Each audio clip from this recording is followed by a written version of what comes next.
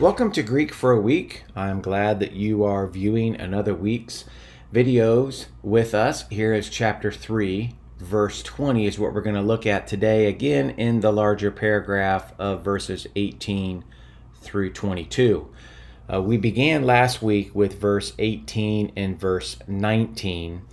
So today, as we look at verse 20, I want to make note of the participle here that is likely adjectival, that is referencing back to the spirits that were in prison in verse 19.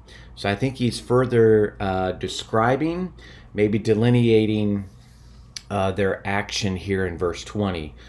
So, who were once disobedient? When the patience of God was eagerly waiting in the days of Noah, while constructing or building an ark in which a few, that is 8 souls, were saved through water. Okay, so I want to make note of a couple of things. Again, I mentioned this here at the beginning. My verbal form here, apathesasin, I'm suggesting is an adjectival participle, probably attributive participle, attributing a quality, again, to the spirits in prison back in verse 19. So you have an aorist active participle, neuter, dative plural of apetheo. Then you have a pate here, which is a temporal adverb. We translated that as the word once. They were once disobedient. And here I have a third person. Singular imperfect indicative, middle indicative of apodecamai, that is, they were eagerly waiting. Then you could say, when was all of this taking place? And so we have a couple of temporal markers. We have the in the days, which is in the dative case. So that would be temporal. Then you have a genitive case for the word Noah, which would be a genitive of time.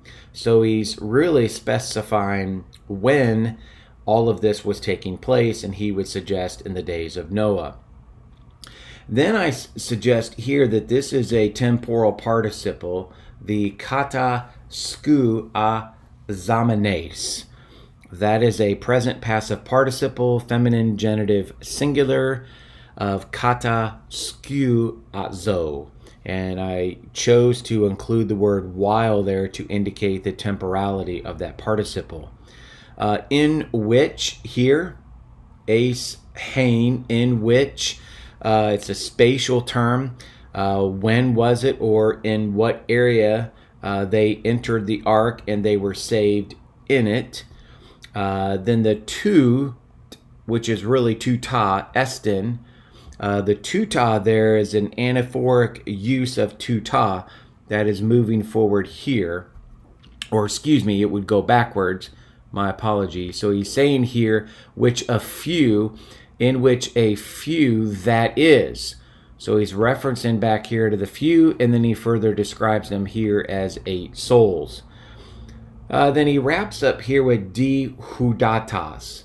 The di there would be the Greek preposition dia, indicating means or instrumentality. That is, by what means or by what instrument were they saved, and that was through hudatas or water. Again, trust this has been helpful. I'm trying to work through it verse by verse, obviously, but trying to put together a rather difficult passage, verses 18 through 22, for sure is not an easy paragraph to interpret. But nonetheless, there's verse 20.